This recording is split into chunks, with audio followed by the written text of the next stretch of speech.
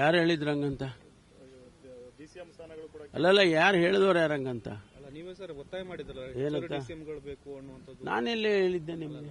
ಒತ್ತಾಯ ಇತ್ತು ಸರ್. ಅಲ್ಲಲ್ಲ, ಕೊಟ್ರೆ ರೇ ಪ್ರಪಂಚ ಬೇಡಪ್ಪ. ಈಗ ಯಾರು ಹೇಳಿದ್ರೆ ಹೇಳಿ, ಸ್ಪೆಸಿಫಿಕ್ ಆಗಿ ನಾನು ಹೇಳ್ತೀನಿ. ಒತ್ತಾಯ ಅಂತ ಇತ್ತಲ್ಲ ಸರ್. ಯಾರು ಒತ್ತಾಯ ಯಾರು ಮಾಡಿದ್ರು ಸತೀಶ್ ಜಾರಕಿಹೊಳಿ ಅವರು ಒತ್ತಾಯ ಗೊತ್ತಿಲ್ಲ ನನಗೆ.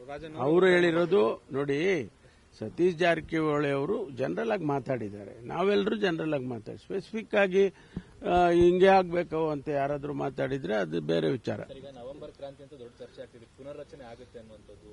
ಸಚಿವ ಸಂಪುಟ ಪುನರ್ರಚನೆ ಅದು ಎಲ್ಲ ಮುಖ್ಯಮಂತ್ರಿಗಳಿಗೆ ಕೇಳಬೇಕು, ಬಿಹಾರ ಚುನಾವಣೆ ಮುಗಿದ ಮುಖ್ಯಮಂತ್ರಿಗಳಿಗೆ ಕೇಳಬೇಕು. ಕ್ಯಾಬಿನೆಟ್ ರಿಷಫಲ್ ಇದೆಯಾ ಅವರನ್ನ ಕೇಳಿ, ಅಥವಾ ಯಾರಾದ್ರೂ ತಗೊಳ್ತೀರಾ ಇಂಥವ್ರನ್ನ ಅದೆಲ್ಲ ಅವ್ರಿಗೆ ಕೇಳಿ. ಹೈಕಮಾಂಡ್ ಏನಾದ್ರು ಸಚಿವರ ಮೌಲ್ಯಮಾಪನ ಆ ಥರದ್ದು ಏನಾದ್ರು ಮಾಡಿದ್ಯಾ ಸರ್?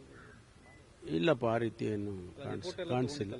ಅದು ಅವರು ಬೇರೆ ಬೇರೆ ಸಂದರ್ಭದಲ್ಲಿ ಬೇರೆ ಬೇರೆ ನಡೀತಾ ಇರತ್ರಿ. ಇದು ನಿರಂತರವಾಗಿ ನಡೆಯೋದು ಇದು. ಅದಕ್ಕೆ ಇದು ಅಟ್ಯಾಚ್ ಮಾಡೋದು ಅಗತ್ಯ ಇಲ್ಲ. ನವೆಂಬರ್ ಕ್ರಾಂತಿಯಲ್ಲಿ ಸಚಿವ ಸಂಪುಟ ವಿಸ್ತರಣೆ ಎಲ್ಲಿದೆ? ಯಾರು ಹೇಳಿದ್ರು ನವೆಂಬರ್ ಕ್ರಾಂತಿ? ಮಿನಿಸ್ಟರ್ಗಳೇ ಮಾತಾಡ್ತಾರೆ. ನಮ್ಗೆ ಗೊತ್ತು. ಸಿಎಂ ಏನಾದ್ರು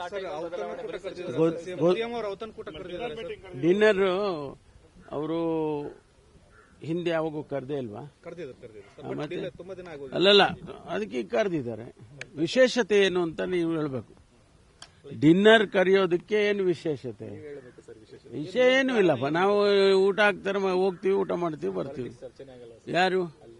ಅಲ್ಲ, ಏನ್ ಚರ್ಚೆ? ಅಜೆಂಡಾ ಏನು ಇಲ್ಲ ರೀ, ಊಟ ಅದೇ ಅಜೆಂಡಾ. ಬಿಲ್ಗಳು ಬಾಕಿ ಇರೋದ್ರಿಂದ ಕೆಲವು ಇಲಾಖೆ ಕ್ಯಾಶುವಲ್ ಆಗಿ ಅವೆಲ್ಲ ಕ್ಯಾಶುವಲ್ ಆಗಿ ಮಾತಾಡೋದು ಬೇರೆ. ಸೀರಿಯಸ್ ಆಗಿ ಕೂತ್ಕೊಂಡು ಅದನ್ನ ಸ್ಪೆಸಿಫಿಕ್ ಪ್ರೊಸೀಡಿಂಗ್ಸ್ ಮಾಡಿಕೊಂಡು ಚರ್ಚೆ ಮಾಡೋದೇ ಬೇರೆ.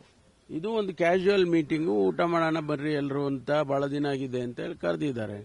ಪಕ್ಷದಲ್ಲೂ ಕೂಡ ಸರ್ ಬಹಳಷ್ಟು ಒಂದು ಗೊಂದಲಗಳಿದೆ. ಈ ಹೈಕಮಾಂಡ್ ಕೂಡ ದ್ವಂದ್ವ ನಿಲುವು ವ್ಯಕ್ತಪಡಿಸ್ತಾ ಇದೆ.